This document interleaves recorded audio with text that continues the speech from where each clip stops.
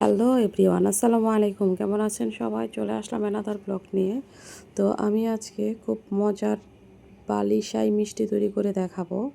তো এই বালিশাই মিষ্টিটার একটা স্পেশালত্ব হচ্ছে বাইরে থেকে মুচমুচে টাইপের থাকে, ভিতর থেকে হচ্ছে একদম রসালো। তো এই বালিশাই মিষ্টিটা কিন্তু আমার খুব পছন্দের। আপনাদের কেমন লাগে সেটা জানি না। তো অল্প কিছু উপকরণ দিয়ে আজকের এই বালিশাই মিষ্টিটা আমি তৈরি করে দেখাবো।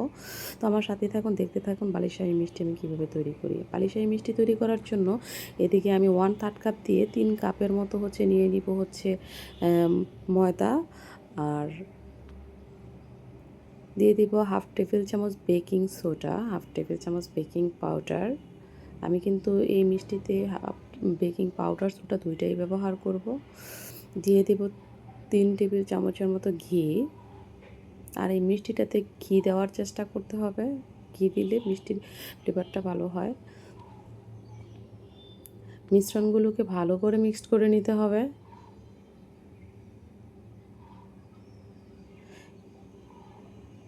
এই পর্যায়ে দিয়ে দিব 1 কাপের মতো চিনি। চিনিটা দিয়ে আবারও মিশ্রণগুলোকে ভালো করে মিক্সড করে নিতে হবে। আর আজকের এই মিষ্টির ডোটা তৈরি করার জন্য অবশ্যই টক দই লাগবে। আমি এখানে হচ্ছে আড়ঙের টক দই নিয়ে নিয়েছি 1 কাপের মতো। টক দইটা খুব বেশি টক না হয়ে একটু হালকা মিষ্টি হলে কিন্তু ভালো হয়। তো আমি টক দইটাকে ভালো করে ফেটে নিয়েছি। এখানে আমার প্রায় 1 কাপের মতোই টক দই লেগেছে। ভালোভাবে হচ্ছে এটাকে মাখিয়ে নিতে হবে। একটু সময় নিয়ে এটাকে ভালো করে মাখিয়ে নেব। ভালো করে মাখিয়ে নিয়ে এটাকে রেখে দেব 5 মিনিটের মতো রেস্টে। 5 মিনিট পর ফিরে আসলাম। হচ্ছে মিষ্টিগুলো তৈরি করার জন্য আমি বেলুন পেড়ি নিয়ে নিয়েছি। আর হচ্ছে আমি লিচি কেটে নিয়ে হচ্ছে এগুলাকে একটু ভারী করে বেলে নিব, পাতলা করা যাবে না। তো আমি হচ্ছে পেড়ির মধ্যে একটু ঘি লাগিয়ে নিচ্ছি, যেন হচ্ছে মিষ্টিগুলো যেন হচ্ছে মিষ্টিটু যেন হচ্ছে পিঁড়িতে না আটকায়। তো ভালো করে হচ্ছে মুথে এটাকে একটু ভারী করে বেলে নিতে হবে।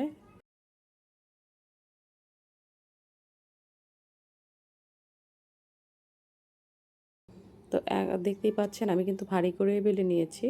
এখন আমি এটাকে কেটে নিব। আমি এই শেপে কেটে নিয়েছি, আপনারা চাইলে যে কোনো শেপ দিতে পারেন।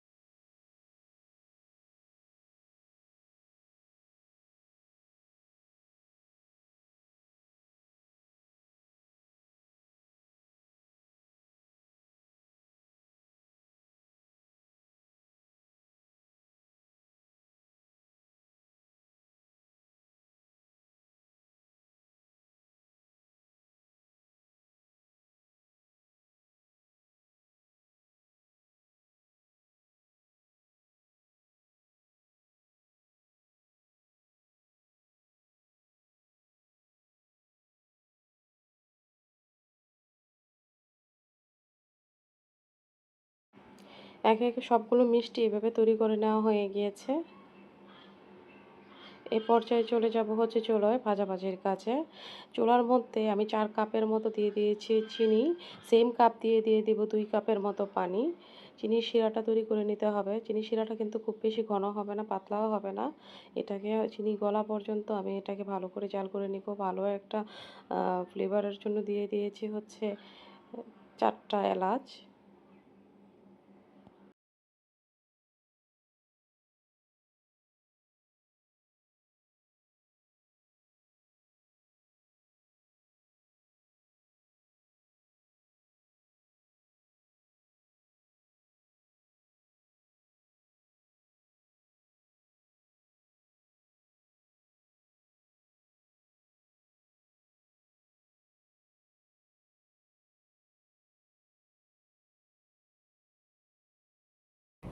শিরাটা জাল করে নেওয়া হয়ে গিয়েছে। এই পর্যায়ে শিরাটা আমি সরিয়ে নেব। চুলায় আরেকটা প্যান বসায় দিয়েছি। এখন দিয়ে দিব যে মিষ্টিগুলো তৈরি করেছিলাম, সেই মিষ্টিগুলো দিয়ে হচ্ছে আমি লালচে করে ভেজে নেব।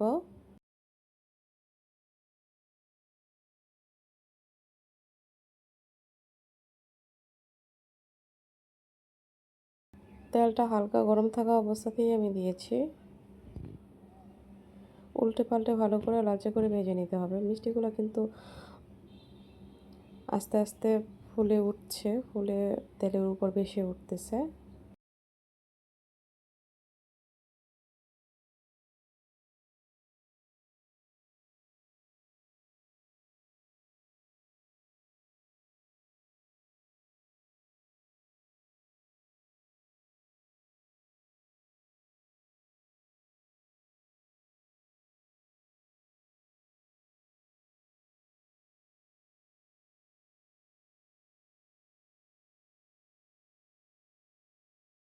কালার আসা পর্যন্ত মিষ্টিগুলোকে উল্টে পাল্টে ভেজে নিতে হবে। তো মিষ্টিগুলো প্রায় কালার চলে আসতেছে, দেখতেই পাচ্ছেন।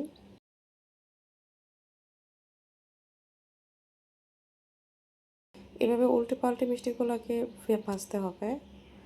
তো এই যে মিষ্টির মধ্যে কালার চলে আসে, এখন আমি মিষ্টিগুলোকে উঠায় নিব। উঠায় যে শিরাটা তৈরি করে রেখেছিলাম সেই শিরার মধ্যে দিয়ে দিব। বাকি মিষ্টিগুলো সেম প্রসেসিংয়ে আমি হচ্ছে ভেজে নিচ্ছি। আজকের এই বালিশাই মিষ্টিটা কিন্তু খেতে খুবই মজার হয়।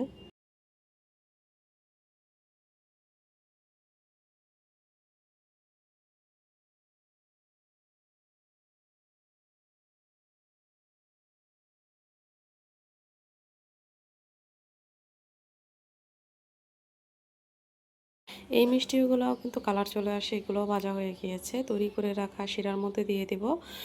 শিরার মধ্যে প্রায় 1 ঘন্টার মতো আমি হচ্ছে রেখে দিব। এতে করে হচ্ছে ভিতরে হচ্ছে শিরাটা ঢুকবে। তো 1 ঘন্টা হয়ে গিয়েছে, মিষ্টিগুলো আমিও শিরা থেকে উঠিয়ে নিয়ে আসছি। তো এখন আমি হচ্ছে একটা মাওয়া তৈরি করব। মাওয়া তৈরি করে মাওয়ার মধ্যে হচ্ছে মিষ্টিটাকে হচ্ছে কুট করে নেব। তো আমি এখানে গুঁড়া দুধ দিয়ে দিয়েছি হচ্ছে 1 টেবিল চামচ ঘি।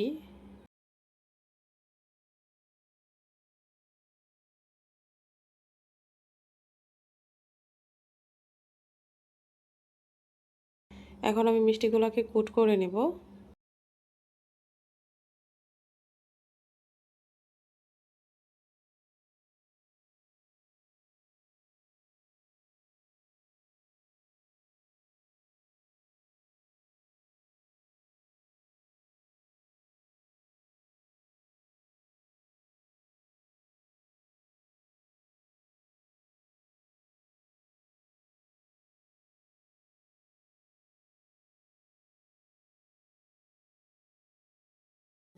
এদিকে সবগুলো মিষ্টি প্রায় কুট করে নেওয়া হয়ে গিয়েছে, দেখতেই পাচ্ছেন দেখতে কতটা সুন্দর হয়েছে। খেতেও কিন্তু দারুণ এই বালিশাই মিষ্টি।